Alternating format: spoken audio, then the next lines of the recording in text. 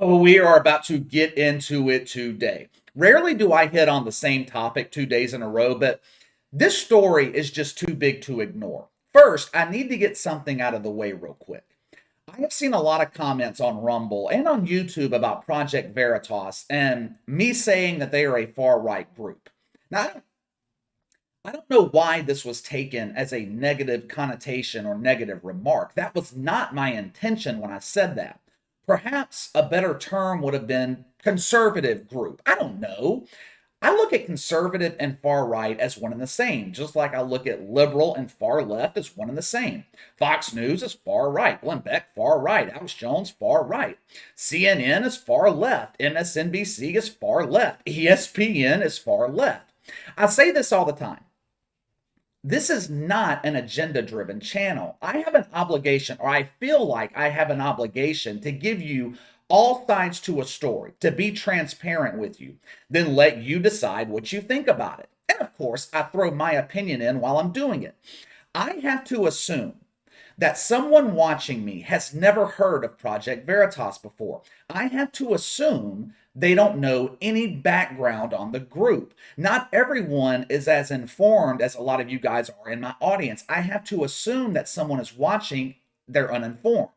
If this investigation had been conducted by a far left group, I would have said the exact same thing. I was not trying to insult Project Veritas by saying they're a far right investigative group or conservative group, whatever you want to call it. It's just what they are.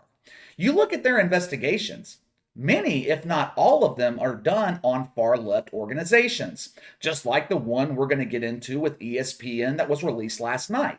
Now, I have no qualms. I have no problem with what Project Veritas does. I don't have a problem with their methods either.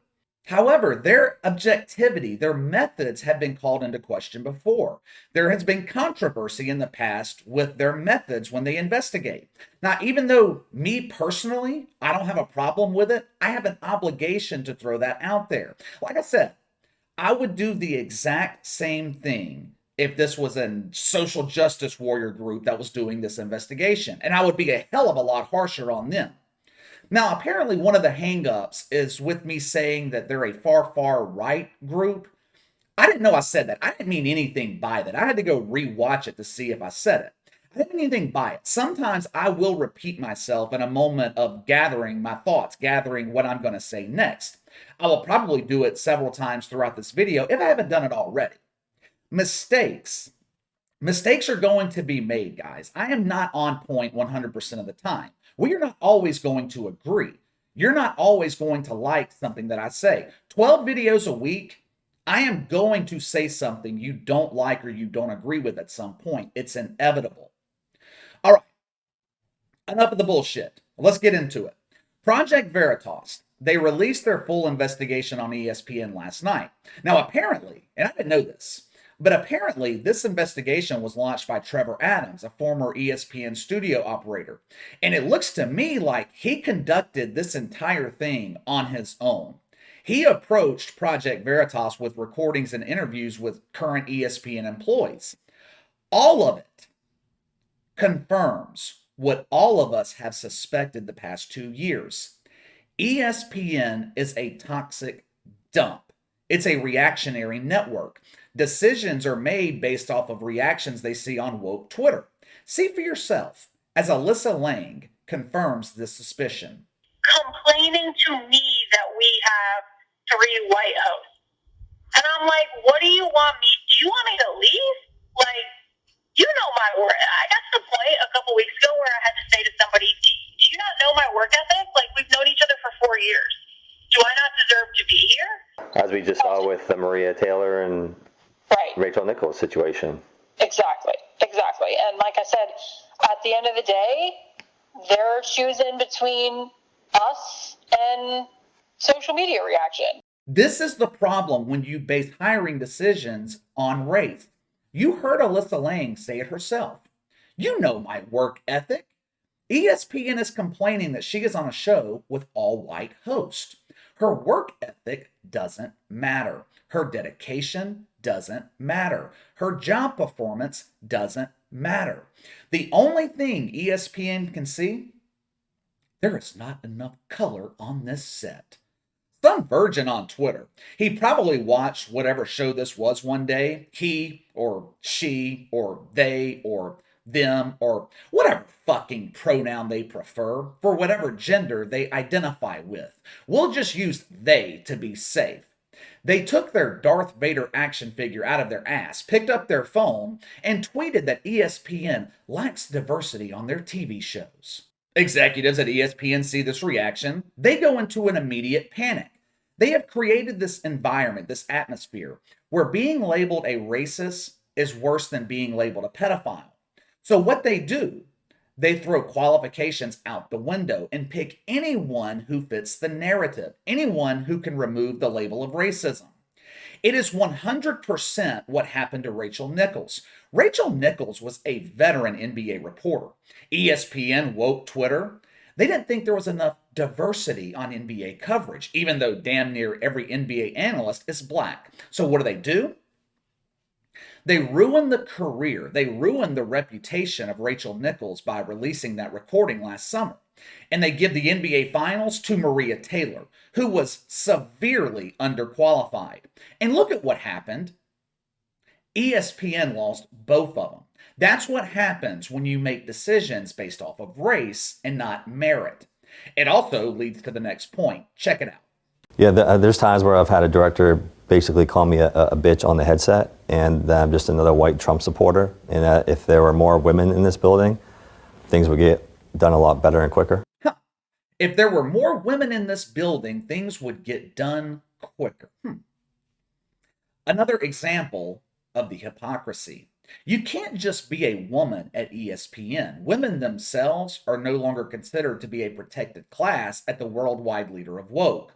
Remember, the standard is not based on gender. It's based on race. Ask Alyssa Lang if being a woman has helped her get ahead at ESPN. Ask Rachel Nichols. Being a woman, that is no longer enough.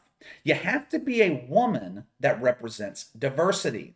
My advice to Caucasian women looking to get a job at ESPN, first, my advice would be you would have to be out of your fucking mind to work at this toxic dump. But if you're a glutton for punishment, and if you're a Caucasian woman and you want to torture yourself by working at ESPN, my advice to you, spend 6 to 8 months in a tanning bed. You need to make your skin as dark as possible. Your resume doesn't matter. Your references don't matter.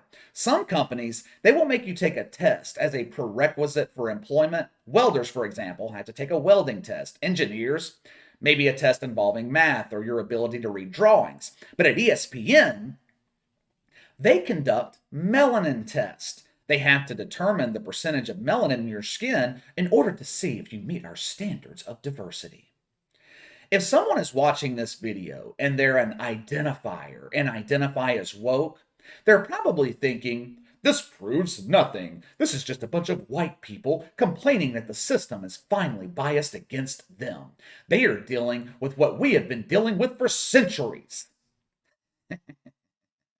Think again. I'm honestly not gonna lie, if I do that, I will do one of those interviews when they ask me like, can you tell us about your ESPN experience? I'm like, oh, I'm gonna lay into it. Not even just the bullshit, but also for me the racial shit that happens here all the time. Correct me if I'm wrong. Sometimes my eyes, they can play tricks on me. But if I'm not mistaken, that was a black man talking about the racist shit that he has to deal with at ESPN. You see, many black people find it offensive when they are victimized based on their skin tone. Many think it's offensive when you paint the narrative around voting rights that African Americans are being held back from voting because they can't find a DMV to get an ID. Now, perhaps you're thinking, well, they just found one black guy to say this. It's not indicative of how all black people feel at ESPN. I'll admit, for the longest time, I have held the belief that African Americans could do or say whatever the hell they wanted at ESPN. Stephen A. Smith, he makes himself look like a dumbass on a daily basis. Bomani Jones, he pushes blatant racism on ESPN airwaves. There are never any repercussions. However, that does not appear to be the case for all black people at ESPN. You are only untouchable if you're woke. If you happen to have a functioning brain and possess the ability that Stephen A. Smith doesn't have, which is thinking for yourself, if that's you, your opinion is not allowed. See for yourself. But I can say my personal experience is everything else on that email is correct. Yeah. That's from my experience, Yeah. especially the discrimination and the racism. Like, I think he's just trying to shine light on a bigger situation. Yeah. And I said, I'll back him. Yeah. I wanted to do what he did, but I know if I would have done that, I would have been fired. Yeah. There you have it. A black woman saying that she would be fired for speaking out. The one thing I found most surprising about this video was ESPN sending the damn cops to the house of Trevor Adams. This is surprising on a couple of fronts. Number one, I thought this was the network that supported defunding the police. What did I tell you the other day? When social justice warriors feel threatened, who do they call? They don't call each other. The biggest fear of an SJW, besides trigger words and a beautiful woman, is a physical altercation. They call the cops. And when you see why ESPN called the cops on Trevor Adams, you will see that executives at ESPN are some of the biggest pussies in America. Roll the film. So after years and years of witnessing a lot of things in this company, I've gone through the chain of command. I've reported it to my supervisor, the manager, the local HR team over several years, and witnessed nothing really ever changing or them not addressing it. So I figured, hey, let's just send an email to the head of the company. That's email the whole company and all the staff. And The whole company being the CEO? yes.